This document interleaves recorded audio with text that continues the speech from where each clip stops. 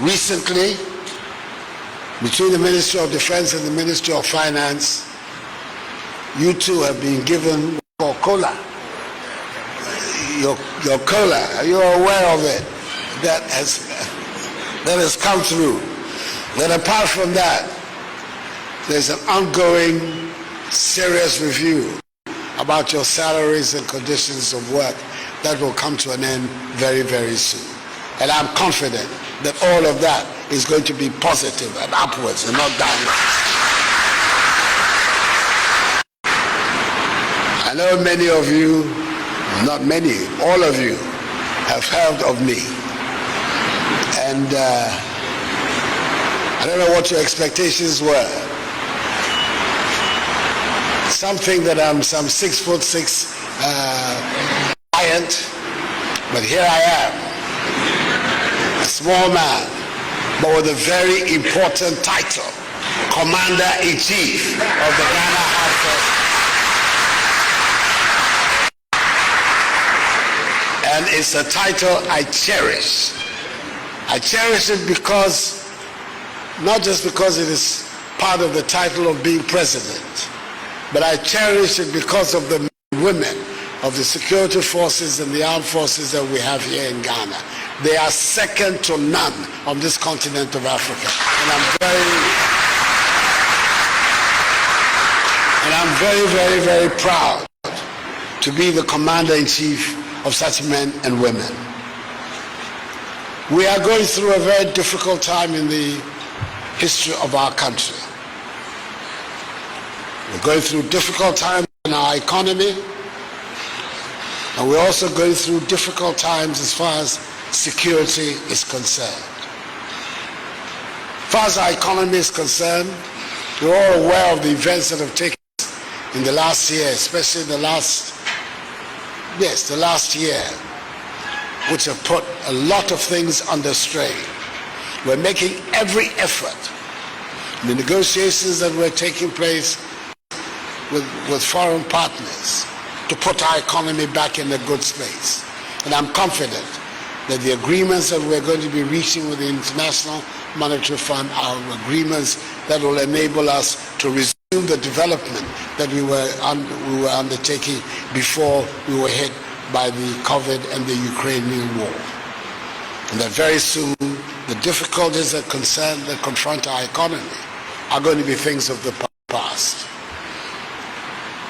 In the same way, the terrorist threat that is now the biggest single security threat to all the nations of West Africa is the real reason why I also felt I should come and meet with you. Because you are the front line of the fight against terrorism in our region. The jihad menace that began in Mali is now spread across virtually the whole of West Africa, through Niger, through Burkina Faso. There have been recent terrorist outrages in Côte d'Ivoire. So far, by the grace of God, our country appears to be the only one that has still not suffered any attacks. But we cannot take that for granted. We have to prepare ourselves to expect that at one moment or the other, we too will be the victims of this. And that is why it is extremely important that we arm ourselves to be able to confront it. And what are the weapons at our disposal? First, the close collaboration of all the security agencies. I know each one of you have your own particular mandate, core mandate. But to be able to discharge that mandate effectively, it is important for you to collaborate with your sister services for maximum effect. So that is one critical aspect of the weapons at our disposal to be able to confront the men that is out there.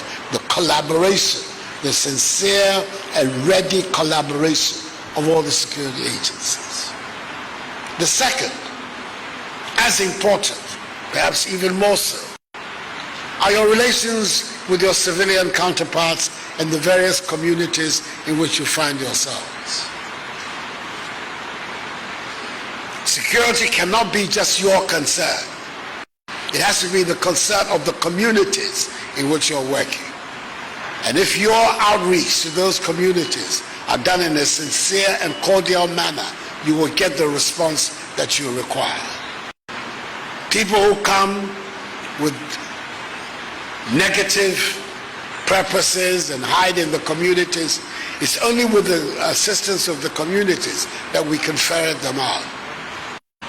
So I plead with you, the relations between you and the various communities in which you are operating is also absolutely critical to the success of our fight against the terrorist menace. The third is the contribution of the central government to giving you the wherewithal to do your work. Since I came into office 5.5, nearly 6 years ago, considerable resources have been devoted by my government to empowering all the various agents of our security apparatus in the country. And you're aware of it in terms of material, in terms of logistics. Because without the material and the logistics, it's difficult for you to be able to carry out your work. And we have done it. There's more that we could have done. But we're not as wealthy as we would like to be. So within the limits of what are the resources available to us, we've gone a long way to empower you to make sure that you're in a position to carry out your functions effectively. I ain't talking about the contribution of the central government to your work. It's also your own conditions of service and welfare. Recently, between the Ministry of Defense and the Ministry of Finance, you two have been given for COLA. Your COLA, are you aware of it? That has come through. Then apart from that, there's an ongoing serious review about your salaries and conditions of work that will come to an end very, very soon. And I'm confident that all of that is going to be positive and upwards and not downwards.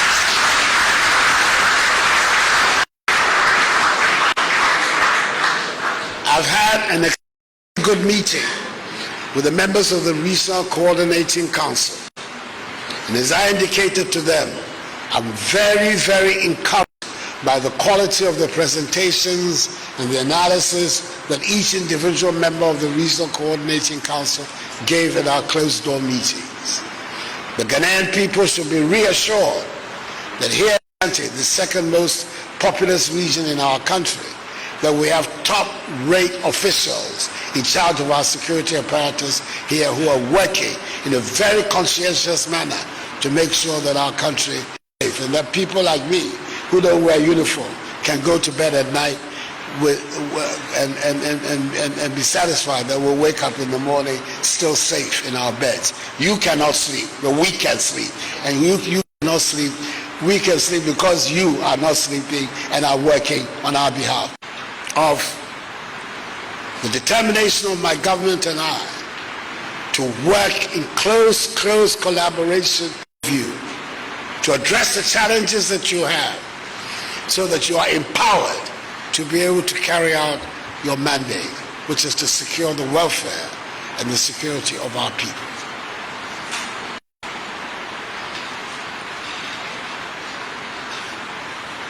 Everywhere I've gone,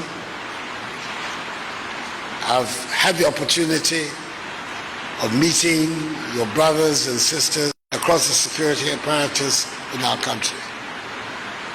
And it is the reason why I began by saying to you that I am very, very proud to be the Commander-in-Chief of the Ghana Armed Forces and the security structure in our country.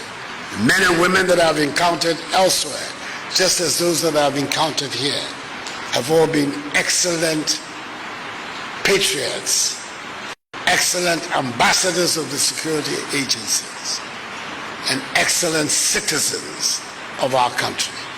I want to encourage you to continue the good work that you're doing for our country. Encourage you to stand firm in your loyalty to the Republic, in your loyalty to the Constitution of our nation, so that the orderly, peaceful development of our country, which is the only way which can guarantee the future prosperity that we're all working for, can come about. And that this generation of Ghanaians leave as our legacy that even when things were difficult in Ghana, we all held together under our Republican institutions and under our Constitution to find a way to a better future for our nation. I'm confident that we can do it, and I'm counting on you to help me do it. Thank you very, very much for giving me the opportunity to come and meet with you this morning. Thank you.